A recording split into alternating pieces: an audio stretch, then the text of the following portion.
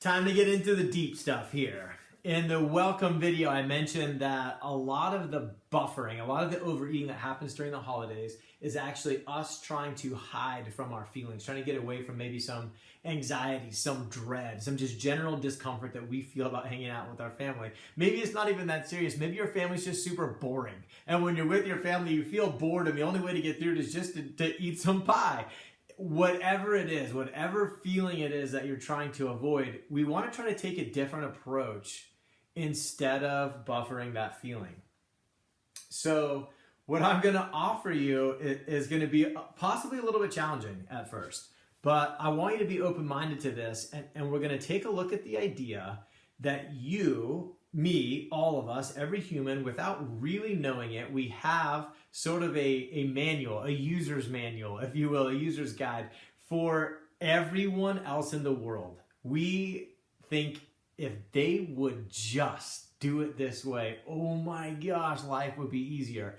We have plans for what they should do when there's a yellow light. Should they stop or should they go? We have plans for what they should do when a certain candidate comes up. Should they vote this way? Should they vote that way? Should they eat this or eat that? Should they say this way or say it that way? Should they name it this, or should they speak with this kind of an accent? We've got all these ideas of the way people should just do things.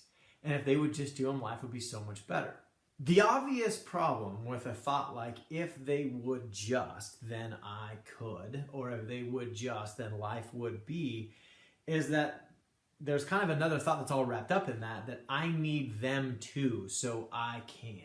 I need them to do X, Y, Z so I can be happy, so I can feel joy, so I can feel peace.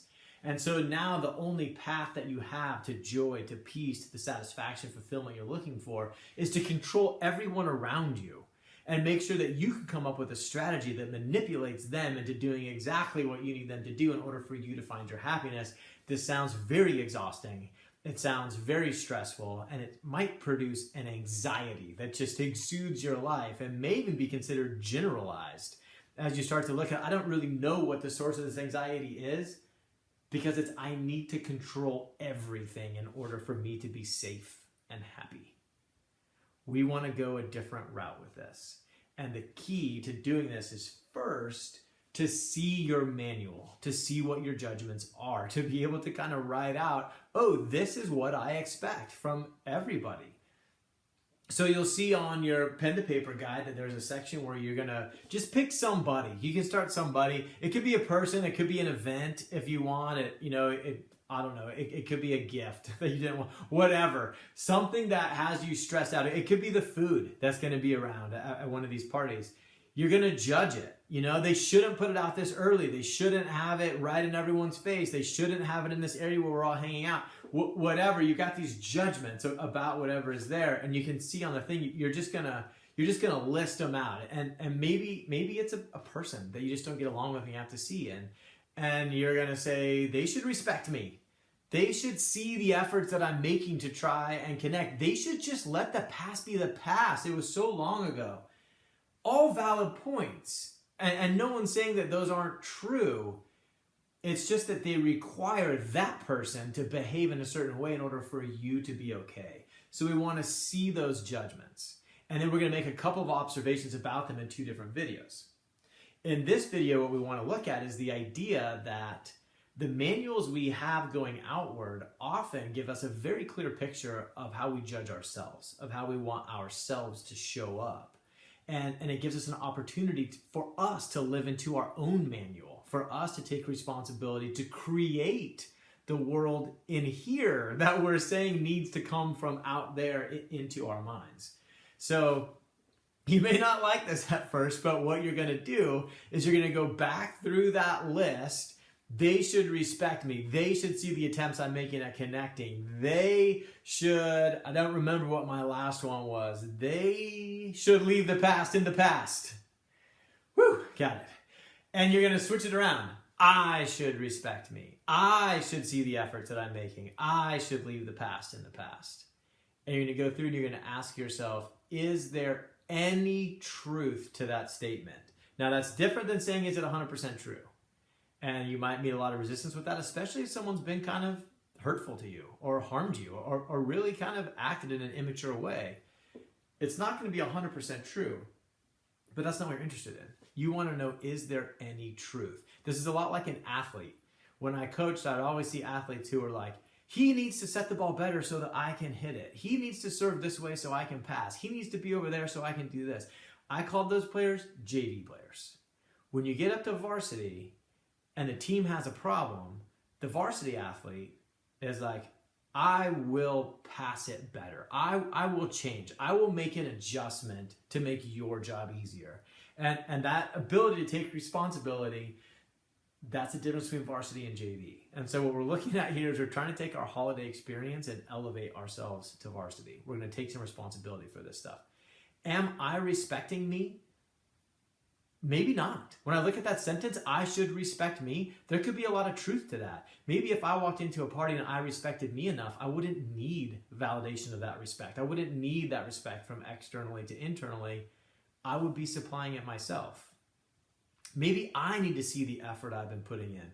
Could be for two reasons. One, to take a good, honest look at it and be like, you know what? The effort I've been putting in hasn't really been enough to make this happen. Or simply, like in the last example, validating it for myself. Seeing that, yeah, you know what? I'm really happy with the way I've been showing up. I'm really pleased with the way I've been in this relationship for the past 5 years. I like this. And so I don't need them to like it. If I can build up my like enough that is satisfied within me, then I don't walk into the room handing my power over to another person saying, validate me, validate my efforts in this relationship. There's a good chance that's not going to happen. And then the last one, I should leave the past in the past. Now, maybe you look at that and you're like, no, I have forgiven them. I'm not dwelling there. But I want a little gut check right here. If you walk into the interaction with that person and what's on your mind is, have they forgotten the past or are they going to bring it up again? You're now thinking about the past. You're not leaving the past in the past. You are, projecting the past into this present situation, even by keeping a careful eye out for when they are going to bring the past into the past. If you really left the past in the past, then if they brought it up, it should blindside you. Wait, what? That happened? Oh my gosh, that wasn't even on my mind right now. I was just here trying to connect in 2019 because this is the Christmas that we're at. And so it's a good check to go in and just make sure that no matter how it's being justified in your mind, that you're not the one bringing the past in. So those are questions that I would ask myself, that I look at. That's some work that I've done, and this is a space for you to kind of do the same. There's an important disclaimer I want to put on this. Just because you go through this process and you see that your experience is a choice, when you see that whether you put this on yourself or on other people as a choice, it doesn't mean you're obligated to change. That's the whole point of this thing, is that when you walk into a room, you walk in empowered. You see the choice that's available, and then you make the choice you want. And then if you put a little effort, the choice you want can be the one you want because of the result it gives you. So why would someone walk into these relationships with the people they love and take responsibility in places where no court of law would ever say anything except for the other person was wrong? They're the one that messed up and you're the victim. It's exactly that, to not be the victim. You take responsibility because now you're the responsible party, not the victim. You're at cause, not at effect. And when you're not at effect, when you're not at effect of all the things around you, and all the things around you don't have to go a certain way in order for you to be okay, then the dessert table over there, it just doesn't look as attractive because you're not trying to escape this terrible circumstance that you're trapped inside of. That's the reason you do it, and that's the power of really seeing your thoughts when it comes to food, that you're going to decrease your desire for the food without thinking about the food, but by thinking about the people.